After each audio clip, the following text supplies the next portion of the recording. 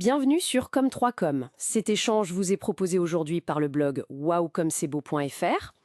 Alors, on va parler d'un sujet qu'on croise très souvent en marketing digital, en communication, le livre blanc. On en entend beaucoup parler, c'est présenté comme un outil assez incontournable. Notre objectif aujourd'hui, c'est de regarder un peu plus loin que la simple définition. On a collecté pas mal d'infos et on va explorer ensemble ce qui fait qu'un livre blanc fonctionne vraiment, pourquoi en faire un, comment le créer pour qu'il sorte du lot, et puis comment le diffuser efficacement. C'est parti pour cette exploration.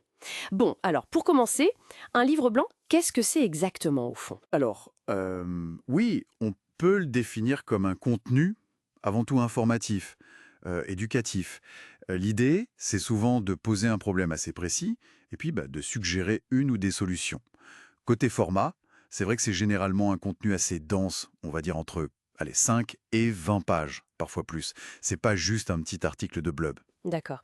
Et un des buts principaux, si je comprends bien, c'est d'éduquer le lecteur sur un sujet donné, tout en positionnant l'entreprise qui le publie comme experte dans son domaine. Exactement. C'est vraiment un point clé. Montrer sa maîtrise d'un sujet. Et puis, il y a l'autre aspect, très fréquent, c'est son utilisation pour la génération de ce qu'on appelle des prospects, des contacts commerciaux.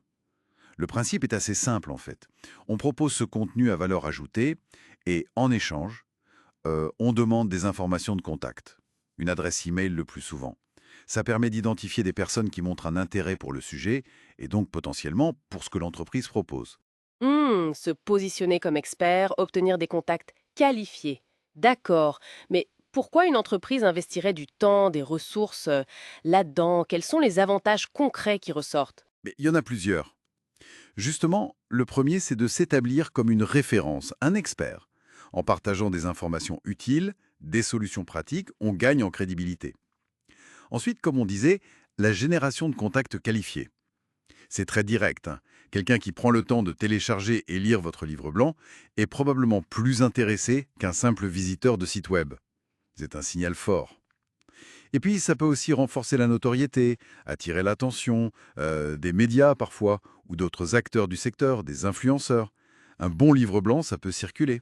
Intéressant. Alors si on se dit, OK, ça vaut le coup, comment on fait concrètement pour que ça fonctionne, pour que ce soit efficace? Quelles sont les étapes à suivre? Alors, la première étape, c'est vraiment de définir l'objectif.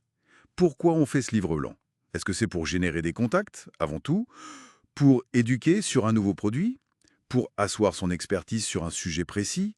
Cet objectif va vraiment guider tout le reste. D'accord. L'objectif d'abord. Oui.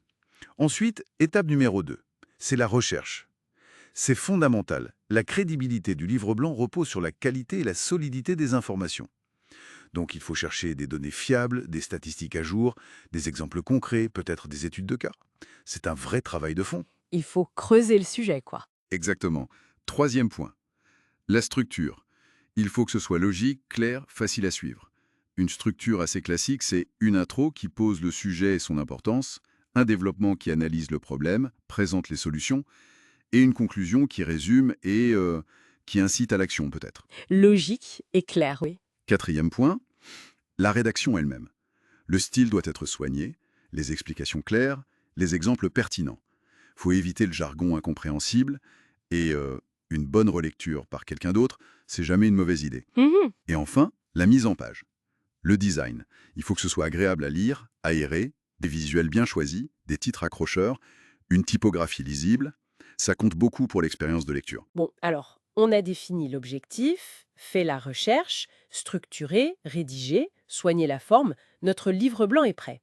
D'ailleurs, petite anecdote amusante qu'on a trouvée, malgré son nom, il n'est pas obligé d'être blanc, le livre blanc. Il peut être coloré. Ah oui, tout à fait. Le nom est historique, mais la forme peut être très créative, très graphique. L'important, c'est que ça serve le contenu et que ce soit professionnel. Bon alors maintenant, la question cruciale. Comment on s'assure qu'il soit vu, lu, téléchargé? Comment on le fait connaître? Alors, la diffusion, ça se pense aussi en amont, idéalement. Plusieurs pistes. D'abord, évidemment sur son propre site web. Il faut qu'il soit visible. Page d'accueil, page de service ou produits concernés, peut-être un bandeau, une section ressources. La base, quoi. Oui, c'est la base. Ensuite, les réseaux sociaux. Indispensables aujourd'hui. On peut partager des extraits intéressants, des chiffres clés, avec un lien clair pour télécharger le document complet. Mhm. La newsletter, c'est un excellent canal aussi. On s'adresse à des gens déjà abonnés, donc a priori intéressés. Il faut un appel à l'action très clair. Et au-delà de ses propres canaux? On peut penser au partenariat, collaborer avec d'autres entreprises, des blogueurs, des influenceurs dans le même secteur pour qu'ils relaient le livre blanc auprès de leur audience. Ça peut toucher beaucoup plus de monde. D'accord. Et enfin, il y a aussi le référencement payant, la publicité. Sur Google Ads ou sur les réseaux sociaux comme LinkedIn ou Facebook, on peut cibler des audiences très spécifiques en fonction de leur centre d'intérêt ou de leur profil professionnel. Ça permet d'aller chercher des gens qui ne nous connaissent pas encore. Donc il y a pas mal d'options. Est-ce qu'il y en a une qui est plus recommandée qu'une autre ou c'est plutôt la combinaison qui compte? C'est vraiment la combinaison, la complémentarité. Ce qui semble ressortir, c'est l'importance d'une approche intégrée, c'est-à-dire utiliser plusieurs canaux de manière coordonnée. Et surtout, ne pas juste lancer le livre blanc et attendre.